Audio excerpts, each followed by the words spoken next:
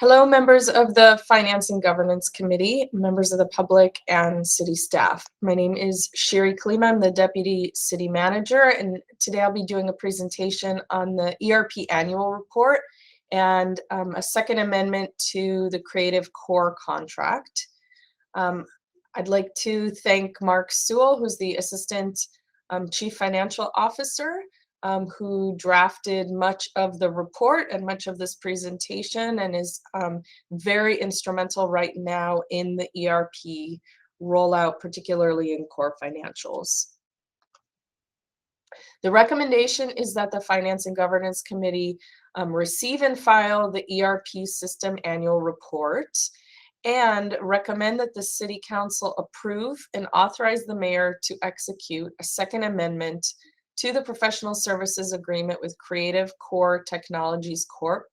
In the amount of $700,000 for a new not to exceed contract amount of $900,000 and to extend the term of that contract to 2023 for project management services related to the ERP implementation. So just as a reminder, what is the ERP? ERP stands for Enterprise Resource Planning. And so what this is separate technology systems that are basically the foundational framework for all city functions or many city functions. And then the ERP is the system that integrates those functions so that they quote unquote speak to each other. So we're talking about timekeeping, HR, financial reporting, utility billing, all of these different disparate systems throughout the city that through an ERP system are able to communicate with each other. And the benefits then are that they are all working with the same data. There aren't different data entry points. And so there's also a higher incidence of accuracy and higher incidence of data being used correctly across different departments and being used correctly across different functions. There's also an ability to learn much more from that data as we pull together different portions of the organization and are able to analyze the information. So in 2016, the council approved the RFP funding to release an RFP and gather all the requirements. This has really been a long time coming. And then the council authorized the contracts to Tyler Technology, which is our ERP software company, and to Barry Dunn, which is a consultant, in 2019, and we had our kickoff that year. We have since launched Executime, which we'll talk about in a little bit, and also Bluebeam, and we've done a project assessment. So this is the 5-year timeline. You've seen this before, and we are at the end of our second year. We have another projected 3.5 years in the ERP rollout, and we will talk about each of these modules over the course of the 5.5 years. But as you can see, we are very much in the heart of core financials right now, which is the main system for the finance department and all of the financials throughout the cities. It'll allow us to create budgets better, more effectively, to have cleaner accounting, all kinds of functions that are related to our finances. And we've also recently begun human capital management, which is basically the HR function in the organization. So we'll talk about that in a little bit. We have completed Executime, which is the electronic timekeeping phase. So this is, believe it or not, our employees up until recently were using paper timesheets. And so now we are able to use electronic timekeeping. Supervisors can approve that timekeeping. Employees can also put in for time off that way. And this go live happened in September of 2020. And so we've got over 1,500 city employees, and the overwhelming majority are using ExecuTime. We do still have a problem in the police department with patrol because they have very complex scheduling needs. And so their scheduling needs, we are still finding a solution for that. It's been a long time coming. We are nearing a solution. And once that solution is had and we find some good advanced scheduling software for them, that will dovetail into whatever their electronic timekeeping system is. So we are completed with ExecuTime, but we're not yet 100% completed with electronic timekeeping, but we're getting there. We've also rolled out Bluebeam, and that enables architects, engineers, contractors, and so forth to conduct, to provide us plans such that we can conduct electronic design review, we can submit markups, we can interact electronically with our, with respect to plans. This was rolled out early. It was originally supposed to be part of the community development module that is later to come, but we rolled it out early, particularly due to the pandemic. And it was rolled out in August of this year, and so far so good. We've gotten some really positive feedback. So we are in core financials. Again, this includes the contracts management, capital assets, the general ledger, procurement. Everything you can think of in finance is integrated here into core financials. So as you can imagine, this is a huge module. There's a lot to do. And we've had a lot of staff working long hours to configure the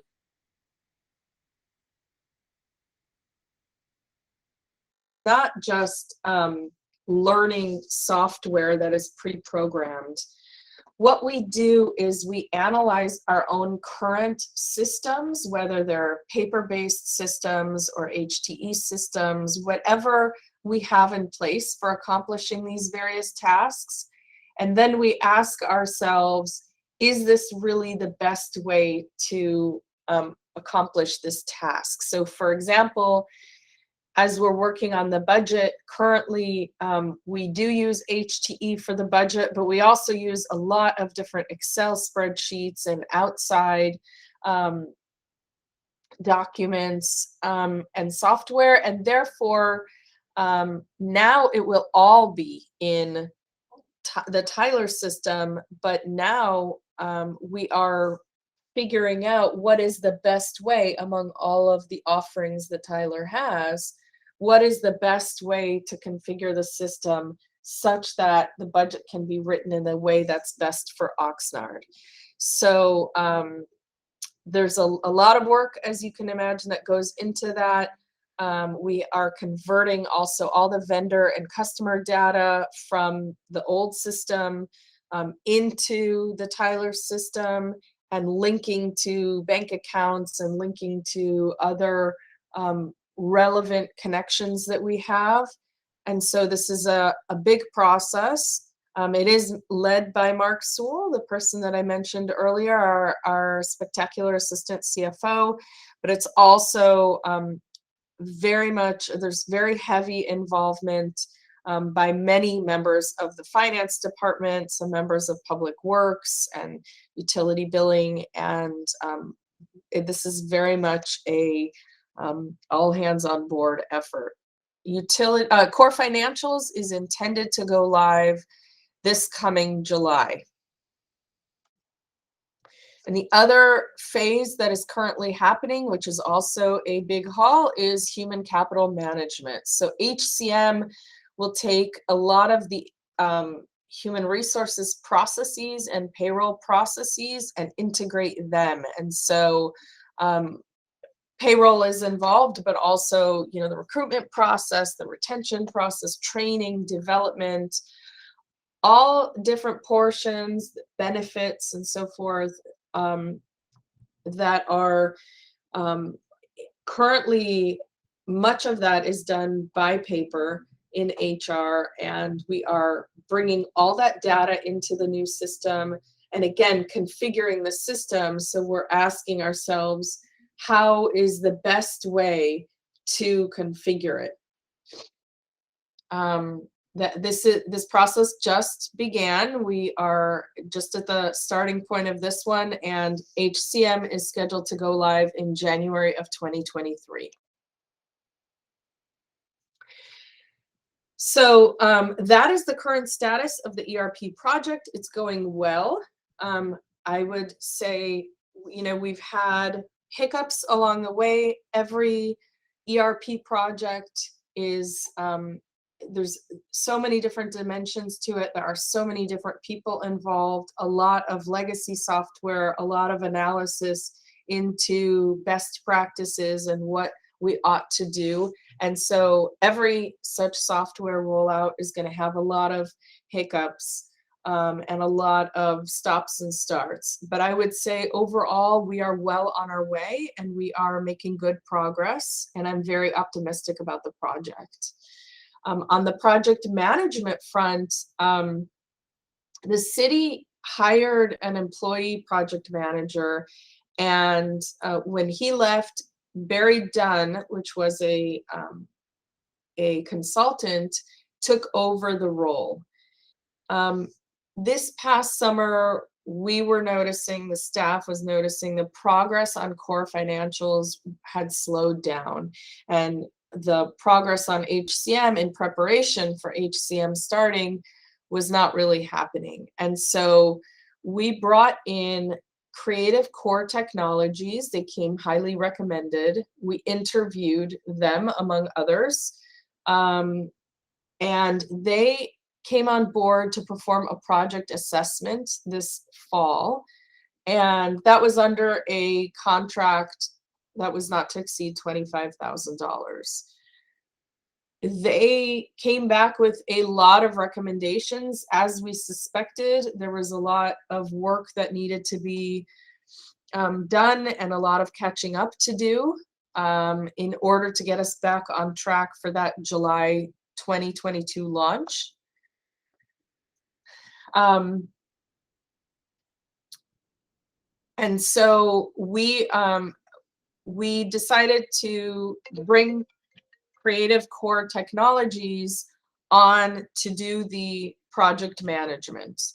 Creative Core Technologies has done many Tyler implementations at other cities. They've been very successful. They've got project managers that are dedicated 100% to core financials and also to HCM.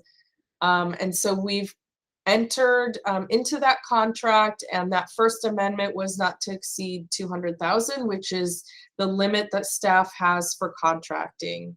The project is now back on track for the core financials launch in July. And again, HCM is now starting up, and we're really headed on the right track there too. So we would like to recommend an amendment for project management services for these two modules, core financials and HCM. And this time we're coming to council and we're asking for the contract not to exceed $900,000, which we think will cover the two modules. And then in the future, we will need further project management services for the three other phases. There's the community development phase, EnerGov. There's enterprise asset management, which is really a lot of public works of asset management. And then there's utility billing. And so we will be back. The 900,000 is not the final amendment. We will either be back to recommend another amendment to the Creative Core contract to give them the next modules to project manage as well. if they are successful with the first two modules, or we may have to change course again. Staff is monitoring this very closely. We are very, very involved in this project. This is by no means a project that we hand off to our consultants. We have weekly, what we call core team meetings, which is myself, the CFO, the assistant CFO, the HR director and assistant HR director, and now our new IT director and 2 IT managers, as well as our utility billing director, who are on weekly meetings with the project manager and participating in very regular decision making.